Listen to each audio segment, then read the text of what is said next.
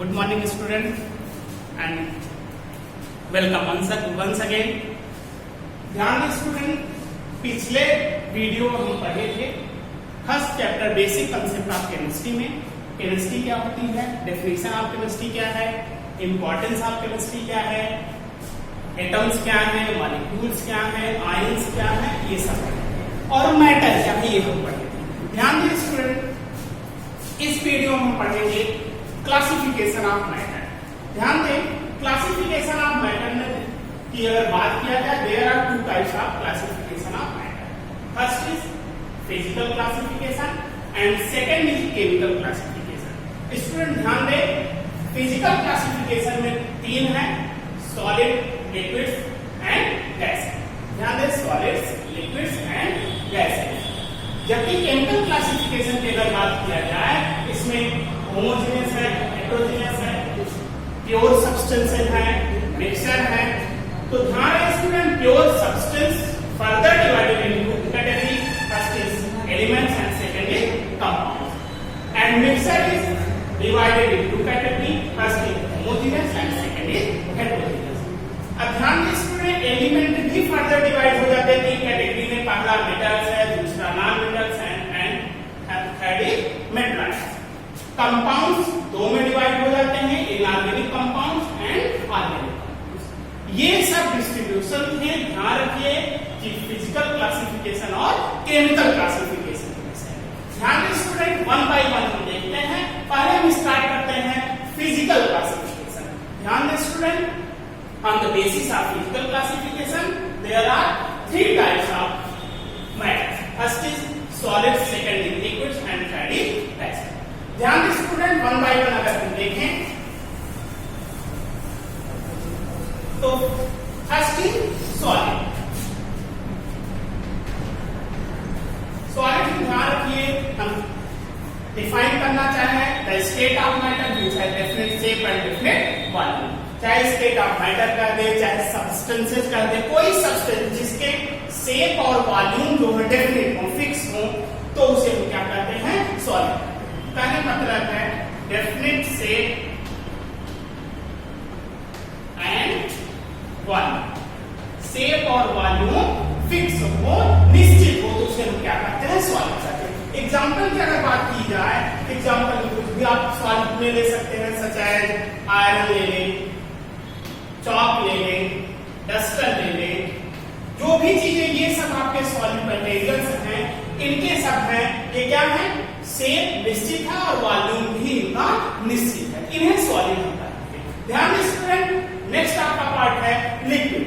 Liquid की अगर बात की जाए तो ध्यान रखें, लिक्विड्स में सिंपल सी बात है कि सॉलिड क्या था, the matters which has definite shape and definite volume. जबकि लिक्विड में क्या होगा, the state of matter which has definite volume but indefinite shape. ध्यान है, वॉल्यूम तो निश्चित हो लेकिन शेप उनका निश्चित ना हो। ध्यान है, डेफिनेट वॉल्यूम हो और शेप क्या हो, इनडेफिनेट। इनडेफिनेट मतलब अनिश्चित, फिक्स ना, इनडेफिनेट शेप। ध्यान दे बेटा कि लिक्विड्स जो होते हैं उसी का शेप एब्जॉर्ब कर लेते हैं, ग्रहण कर लेते हैं जिस कंटेनर में वो रखे हैं। The liquids are absorbed the shape of which container in which they are kept। तो लिक्विड्स की अगर एग्जांपल की बेटा बात की जाए, एग्जांपल लिक्विड आप जान रहे हो, such as water, oil, milk, these are the liquids। तो ध्यान दें इसमें मैंने सॉलिड हो गया, लिक्विड हो गया। थर्ड आपका है गैसेस। बेटा ध्यान दें, गैसेस की अगर बात किया जाए तो गैसेस आपका क्या होते हैं, द स्टेट ऑफ मैटर या the substances which have neither fixed volume nor fixed shape, means न डिफरेंट वॉल्यूम हो न डिफरेंट शेप हो, सभी इनडिफिनिट हो, मतलब अनिश्चित हो। Indefinite volume and also indefinite shape।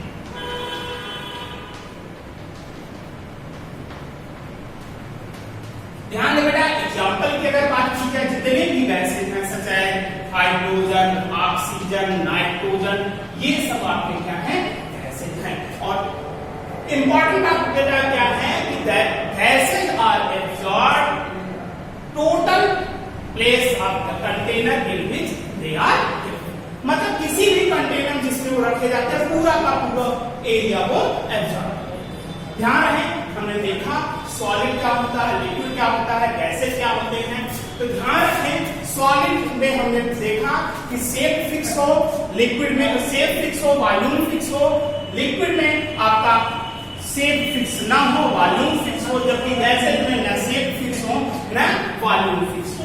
अगला हम पढ़ेंगे the chemical classification of the matter. आज स्टूडेंट देखें, केमिकल क्लासिफिकेशन सेकंड है, पहला था physical classification, second is the chemical classification. Chemical classification पहले मैंने आपको पूरा डेटा दिखा दिया था, उसमें देखें पहला है होमोजेनियस और हेटेरोजेनियस, और इसी को केमिकल क्लासिफिकेशन एक और तरह से डिवाइड किया गया, प्योर सब्सटेंस और मिक्सचर के बेसिस पे। ठीक है, होमोजेनियस मींस ध्यान रखिएगा, होमो मींस होता है सेम, होमो मींस सेम, जीनस मतलब जानते रहिएगा, इसका मतलब होता है composition and properties, composition.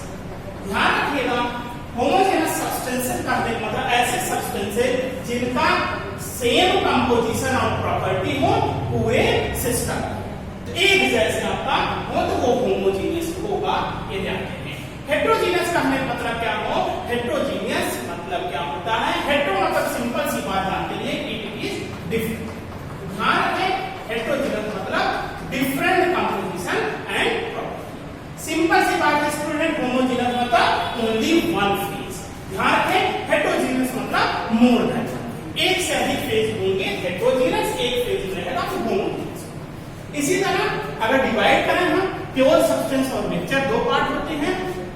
Pure substance जानते रहिएगा, ऐसे substances, the substances which are made up of one kind of substances या वन काइंड ऑफ मैटर। ध्यान रखिए, एक तरह के सब्सटेंस होंगे तो वह क्या क्या होगा, प्योर सब्सटेंसेस। सिंपल सी बात है, अगर एग्जांपल की बात की जाए प्योर सब्सटेंसेस का, सच एज वाटर हो गया, ये आपका प्योर सब्सटेंस हो गया, और आप कर सकते हैं कि आयरन हो गया, ये प्योर सब्सटेंस हो गया, इटीसी।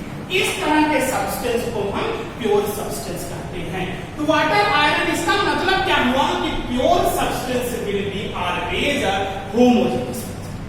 ध्यान रखिए कि प्योर सब्सटेंस हमेशा होमोजेनियस होगा, क्योंकि इसके पास एक ही फेज है। जैसे वाटर है एक फेज में है, लिक्विड फेज में होगा, आयरन है इसमें भी एक फेज है, ये भी आपका सॉलिड फेज में होगा, तो ये प्योर सब्सटेंस है। ध्यान रखिए बेटा, प्योर सब्सटेंस को दो में डिवाइड किया गया, पहला एलिमेंट और दूसरा इसको क्या कहा गया, कंपाउंड। ध्यान रखिए, प्योर सब्सटेंस को दो में डिवाइड किया गया, पहला एलिमेंट दूसरा कंपाउंड। ध्यान रखें, एलिमेंट को सिंपल सा अगर डिफाइन किया जाए कैसे डिफाइन कर सकते हैं, an element is usually defined as the simplest form of a pure substance with definite physical and chemical property. ध्यान रखिए, प्योर सब्सटेंस का सिंपलेस्ट फॉर्म हो, उसकी डेफिनेट फिजिकल और केमिकल प्रॉपर्टी मतलब फिक्स हो। और ध्यान है स्टूडेंट, इस डिफिनेशन को और आगे बढ़ाएंगे, and it can not be changes with another element by any physical or chemical process। ध्यान रखिए, एलिमेंट फिर से हम बताएं कि एलिमेंट क्या होता है, simplest form of pure substance होता है जिसके पास फिजिकल और केमिकल प्रॉपर्टी डिफरेंट हो, और ये भी इंक्लूड करिएगा वह किसी भी तरीके से, चाहे वह फिजिकल प्रोसेस हो चाहे केमिकल, किसी भी तरीके से दूसरे किसी सब्सटेंस में चेंज न किया जा सके, उसे हम क्या कहते हैं, एलिमेंट। जैसे सिंपल सी बात है, कोई आयरन है, यही हम चाक ले लें, अगर इसे हम कई बार तोड़े, आयरन को आयरन के टुकड़ों में बांटे, तो जितने हम पीस बनाएंगे वह आयरन का ही होगा। इसका मतलब वह प्योर फॉर्म में है, इसी को एलिमेंट कह सकते, एलिमेंट कहा जाता है। ध्यान रखना, एलिमेंट के डिवीजन की बात की जाए, element is also divided in three categories. First is metal, second is non metal and third is metal. Element की बात किया जाए, एलिमेंट भी डिवाइड किया जाएगा तीन कैटेगरीज में। फर्स्ट आपका metals, second is non metals and third is metalloids. ध्यान रखना मेटल्स इसके पहले छोटी क्लास में आप 9th में पढ़े हैं, फिर से मैं याद दिला रहा हूं। मेटल्स सिंपल सी बात है, जानते रहिएगा, ऐसे सब्सटेंसेस जो लस्टरस हो। लस्टरस मींस जानते रहिएगा, जान भी रहे हो क्या लस्टरस। लस्टरस मतलब होता है कि लाइट, मतलब जिनकी अपनी खुद की चमक हो, उसे हम मेटल कहते हैं। अपनी खुद की चमक हो, ध्यान रखिएगा, वह मेटल है। इट इज लस्टरस, आपका डक्टाइल, ये सब आपके मेटल्स के प्रॉपर्टी। ये क्या होते हैं, कंडक्टिव नेचर होते हैं, इलेक्ट्रिसिटी पास आउट हो, तो ये मेटल्स होते हैं। जस्ट अपोजिट आपका क्या है, नॉन मेटल्स। जो मेटल की प्रॉपर्टी है उसका अपोजिट प्रॉपर्टी शो करे वह नॉन मेटल। यह लस्टरस था, यह नॉन लस्टरस होगा। यह डक्टाइल था, यह आपका नॉन डक्टाइल होगा। ये सब आपका, और ये क्या था, कंडक्टिव नेचर का था, यह नॉन कंडक्टिव होगा।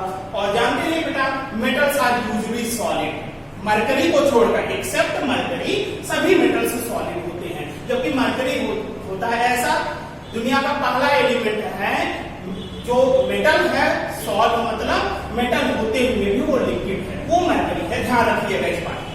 नॉन मेटल की बात किया जाए तो नॉन मेटल्स बेटा ध्यान रखिए, ये ध्यान रखें, ये सॉलिड होते हैं सभी मेटल एक्सेप्ट मरकरी।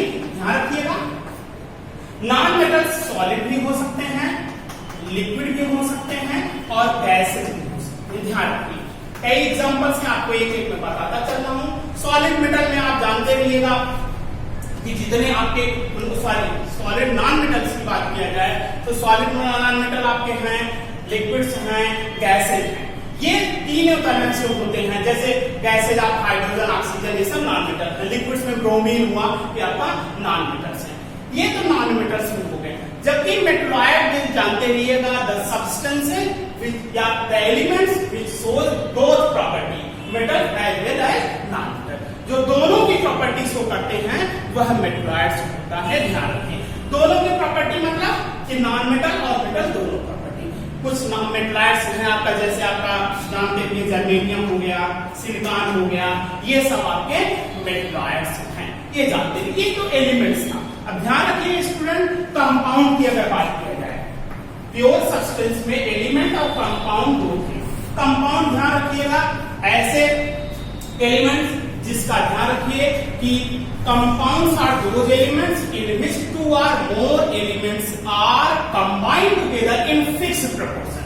ध्यान रखिएगा, इसमें दो या दो से अधिक एलिमेंट्स आपस में क्या होते हैं, कंबाइंड होते हैं फिक्स्ड प्रोपोर्शन में। प्रोपोर्शन उनका अनुपात जो है फिक्स होना चाहिए, तभी वह कंपाउंड होगा। जैसे सिंपल सी बात हो, अगर वाटर की बात किया जाए, जैसे हम वाटर नाम लेते हैं तो उसमें तुरंत हम जान जाते हैं the formula of water will be H2O।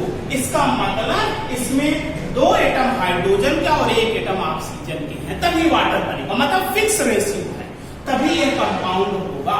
तो ये कंपाउंड आपका था। इसी तरह ढेर सारे कोई भी फार्मूला हम जो जानते हैं केमिस्ट्री की, चाहे वाटर का हो, कार्बन डाइऑक्साइड का हो, जो भी हो, सब आपके कंपाउंड से ध्यान रखिएगा।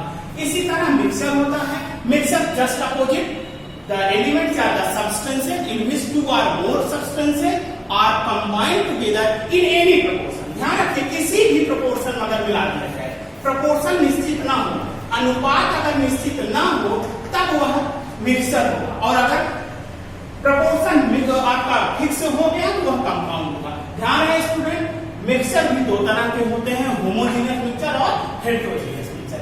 होमोजेनियस मिक्सचर मैंने आपको पहले होमोजेनियस वर्ड से परिचित कराया था।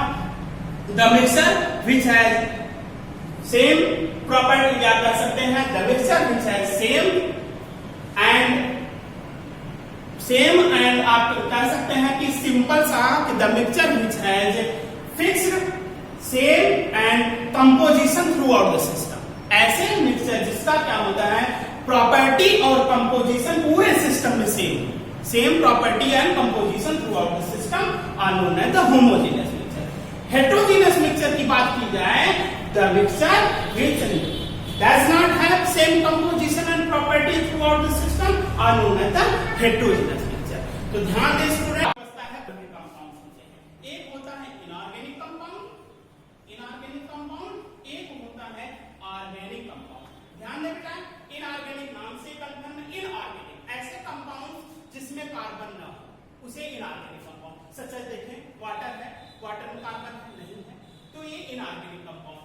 ऑर्गेनिक कंपाउंड मतलब ऐसे कंपाउंड जिसमें कार्बन प्रेजेंट हो, कार्बन एक जरूर हो, उसके साथ साथ और भी एटम हो सकते हैं, तो वह ऑर्गेनिक कंपाउंड। बेटा ध्यान है, इंपॉर्टेंट चीज, एक कुछ दो कंपाउंड ऐसे हैं जिसमें कार्बन होते हुए भी वो इनऑर्गेनिक है। These are the carbon dioxide means CO2 and second is the H2CO, कार्बनिक एसिड। देखिए इसमें कार्बन दिख रहा है लेकिन तब भी ये इनऑर्गेनिक कंपाउंड है, because in the carbon dioxide the percentage of carbon is very less. Carbon का परसेंटेज बहुत कम है कार्बन डाइऑक्साइड में, इसका मतलब इनऑर्गेनिक कंपाउंड है कार्बन होते हुए भी।